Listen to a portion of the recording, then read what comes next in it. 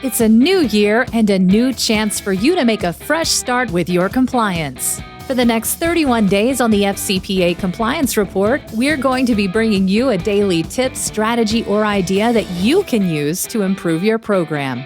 Here's your host, Tom Fox, the Compliance Evangelist. This month's sponsor of 31 Days to a More Effective Compliance Program is Affiliated Monitors. Founded in 2004, Affiliated Monitors provides professional, independent integrity monitoring and ethics and compliance assessments nationally and internationally and across almost all industries. With its knowledge of effective ethics and compliance programs and cultures, Affiliated Monitors is respected for its work as the corporate monitor on matters ranging from multinational corporations to small and mid-sized companies and even individuals. Having served in over 750 monitorships, no one has more experience as an independent monitor than the team at Affiliated Monitors. For more information on how an independent monitor can help improve your company's ethics and compliance program, visit this month's sponsor, Affiliated Monitors, at www.affiliatedmonitors.com. What is your board's investigation protocol? Many companies have an investigation protocol in place when a potential FCPA or other legal issue arises. And here I'm talking about the legal department or the compliance department. However, many boards of directors do not have the same rigor when it comes to an investigation, which should be conducted or led by the board of directors or the compliance committee or the audit committee of the board itself. The consequences of this lack of foresight can be problematic because if the board of directors does not get an investigation which it leads correct, the consequences to the company, its reputation, and value can all be quite severe. The vast majority of investigations will be handled directly by in-house counsel.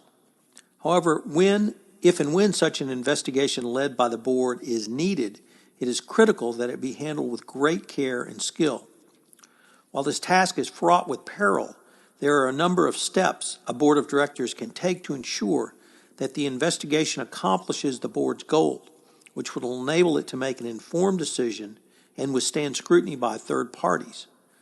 Because it is this third-party scrutiny in the form of regulators, government officials, judges or arbitrators, or even plaintiffs' counsel and shareholder derivative actions who will be reviewing any investigation commissioned by a company's board of directors. Bayless and Oberon have suggested 5 goals that any investigation of the board of directors should meet. Number 1, thoroughness. Questions that any regulator might pose is simply, how thorough is your investigation? To test whether they can rely on the facts discovered without having to repeat the investigation themselves. Regulators tend to be skeptical of investigations where limits are placed, expressly or otherwise, on the investigators in terms of what is investigated or how the investigation is conducted. The questions can be an initial deal killer, particularly if regulators involved view an investigation as insufficiently thorough, where its credibility is undermined. Of course, this can also lead to the dreaded where else question. Number 2, objectivity. Investigations must follow the facts wherever they lead, regardless of the consequences. This includes how the findings may impact senior management or other company employees. An investigation seen as lacking in objectivity will be viewed by outsiders as inadequate or deficient. I would add that in addition to the objectivity requirement specified in a board-led investigation, the same must be had with the investigators themselves.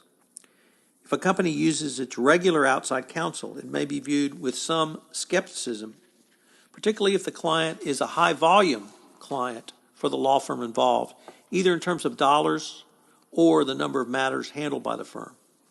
Number 3, accuracy. As in any part of a best practices anti-corruption compliance program, the 3 most important things are document, document, document. This means that the factual findings in an investigation must be well supported. For if the developed facts are not supported, the investigation is open to collateral attack by skeptical prosecutors and regulators. If that happens, the time and money spent on an internal investigation will have been wasted because the government will end up conducting its own investigation of the same issues. This is never good, and your company will lose what little credibility and goodwill that it may have engendered by self-reporting and indeed self-investigating. Here I would also turn to prong 2 of the FCPA pilot program, which requires extraordinary cooperation in the investigation. If you do not have accuracy in your investigation, you may well lose credit into the pilot program, certainly as to prong 2. Timeliness. In the world of the Foreign Corrupt Practices Act and its enforcement, an internal investigation should be done quickly, yet efficiently. This has become even more necessary with the tight deadlines under Dodd-Frank whistleblower provisions. But there are other considerations for a public company, such as impending SEC quarterly or annual reports that may need to be deferred absent a timely resolution of the matter. Lastly, the DOJ or SEC may view delaying as an investigation as simply a part of document spoliation. So timeliness is crucial. And here I would once again point to the pilot program where, and indeed back to the Yates memo, where it specified that as quickly as possible, a company needs to investigate and turn over information on individuals to the Department of Justice to receive any credit under the Yates memo. And this was certainly memorialized in the pilot program. And finally, credibility. One of the realities of any FCPA investigation is that a board of directors-led investigation is reviewed after the fact by not only skeptical third parties, but sometimes years after the initial events and investigation. So there is the opportunity for Monday morning quarterbacking and also quite a bit of post-event analysis. Any board of directors-led investigation must be perceived to be as credible as to what was done, how it was done, and who did it. Otherwise, the board-led investigation may well have been all for naught.